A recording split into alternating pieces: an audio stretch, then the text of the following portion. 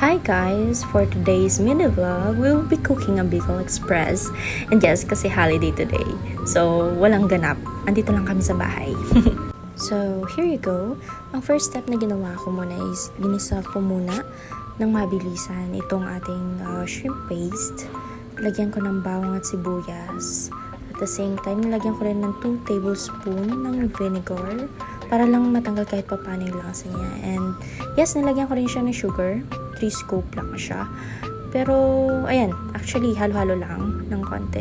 And yun nga, natawa lang ako kasi natikman ko medyo sobrang alat pa niya. So, nilagyan ko pa na siya ng 1 scoop. And then, here na yung mga ingredients natin for the, talaga. Ito na yung pag-isa natin ng ulam.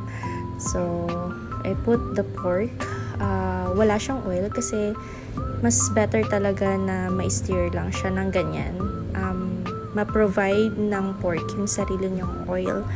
Actually kasi kaya naglalas din ako sa oil kasi bawal sa akin yung sobrang spicy and yung sobrang mamantika.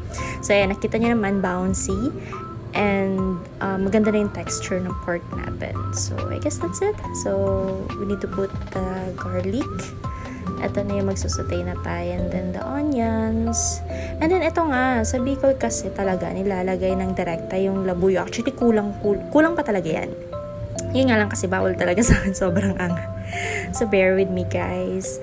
And ayan, yung pork, lagay na natin. So very light lang talaga na pag-saute. And then the next one is yung alamang niluto natin, na pre-cook natin kanina. Then after that, lagay na din natin yung purong gata. Actually, this is the second gata. Second gata. Yeah, second gata. Ito yung pangalawang piga. Yun, piga.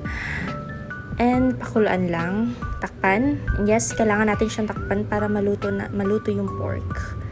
And then the second is yung purong gata na. So, binili ko to sa palengke kasi nga ayoko ng mga nakakaans. Mas iba pa rin talaga yung lasa ng ulam kapag luto sa gata na orig. So, hinaan lang natin. Hinaan natin yung kala natin. And yeah, tada! There you go. Sobrang nagmamantika na siya. I know guys, you like it. Naku, ang sarap nito sa mainit na kanin. Tara guys, kain tayo.